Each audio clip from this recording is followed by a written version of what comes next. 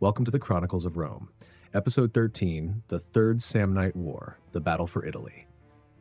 By the early 3rd century BCE, the Italian peninsula was a land bristling with tension. Rome had emerged from the Second Samnite War hardened and ambitious. The peace signed in 304 BCE was more a ceasefire than a resolution. Rome had secured dominance over the Latins and much of Campania, but Samnium remained unconquered in spirit. While Rome expanded, founding colonies and projecting roads deep into the interior, the Samnites regrouped. The construction of the Via Appia, begun in 312 BCE during the Second Samnite War, was a tangible sign of Roman ambition. Designed for military speed and logistical reach, the road cut into the heart of Campania and hinted at the direction of Rome's growing power. The Samnites, watching this paved symbol of Roman permanence stretch ever closer to their highland strongholds, could not mistake its message. Their resentment simmered. To the south, the Lucanians and Bruttians, tribal peoples dwelling between the Apennines and the Greek cities of Magna Graecia, became the next flashpoint. In 298 BCE, the Samnites moved into Lucanian lands, aiming to dominate the frontier and expand their sphere of influence. The Lucanians appealed to Rome for protection. The Roman Senate agreed and dispatched fetial priests to formally demand that the Samnites withdraw. In solemn ceremony, the fetials dipped a javelin in sacrificial blood, invoked the gods, and cast it across a boundary stone, declaring bellum iustum, a just war. The Samnites refused. Rome declared war. The Samnites knew they could not win alone. Their leader, Gellius Egnatius, emerged as the architect of a grand alliance. Tall, dark-bearded, a veteran of mountain war, he was said to speak with the fire of a prophet and the clarity of a general. He personally traveled to Etruria, urging the Etruscans to cast off Roman treaties.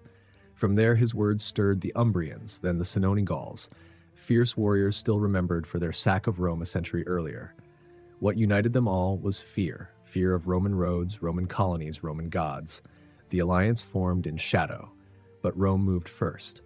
In 297 BCE, the consul Quintus Fabius Maximus Rullianus, the sharp-minded strategist of the Republic, led a campaign into Etruria and Umbrian territories.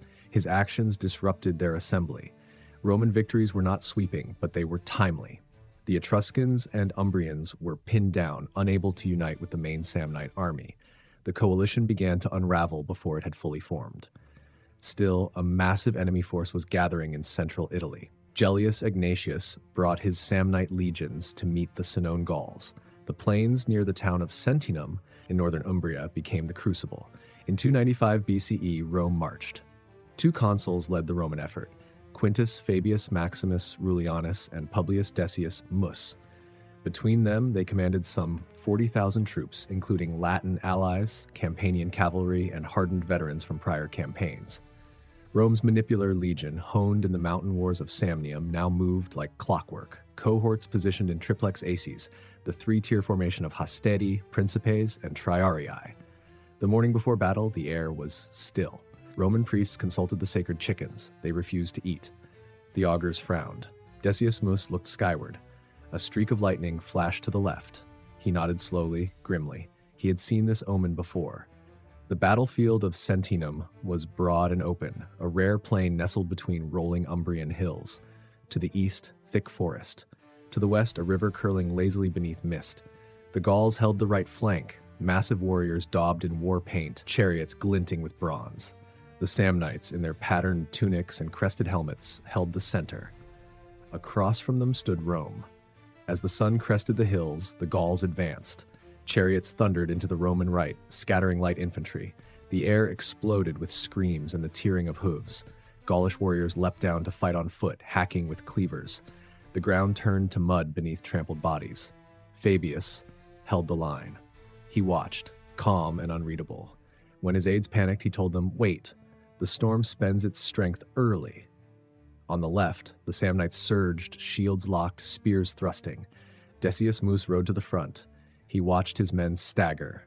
Then, silently, he dismounted. A priest approached. In full ritual, Decius stood upon a spear, recited ancient prayers to Tellus and the Diamanes, gods of the underworld. He took his cloak, folded it over his head, and whispered the final vow that his life would purchase victory. He mounted again, then charged. His standard-bearer followed. A moment later, his cohort charged too. The Gauls hesitated, the Samnites faltered, and the Romans, inspired, enraged, reborn, surged forward. Cavalry swept from the flanks, Latin allies pressed hard. The Gauls broke, the Samnites retreated. By dusk, the field was silent but for the groans of the dying. Decius was dead, but Rome had triumphed. In the aftermath, thousands of bodies littered the plain. War chariots lay shattered, Roman standards stood upright in broken earth. Fabius Maximus, ever controlled, ordered the rites for the fallen. Soldiers whispered prayers over their comrades. A pyre was raised for Decius. His sword was laid across his chest, his eyes covered in laurel. Rome did not stop. In 294 BCE and 293 BCE, Rome's legions marched into the highlands. They took Aquilonia after a brutal siege. At Bovianum, they burned the enemy's grain stores and broke the last organized resistance. The Samnite highlands, once cradles of rebellion, now echoed only with silence. During these years, Rome's military transformed. The manipular legion, with its staggered units and flexible deployment, proved superior to phalanxes and tribal swarms. Veterans trained recruits in new methods. Campanian and Latin cavalry played decisive roles in pursuit and flanking. Officers were increasingly drawn from a blend of patrician and plebeian ranks, reflecting Rome's evolving meritocracy. Rome's allies grew too.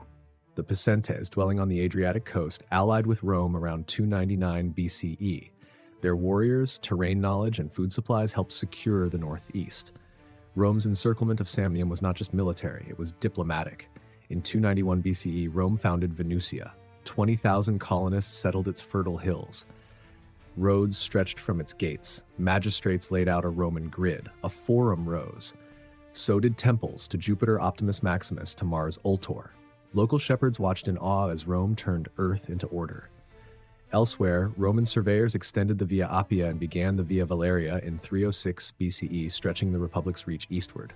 These roads moved legions, but they also moved grain, contracts, and culture.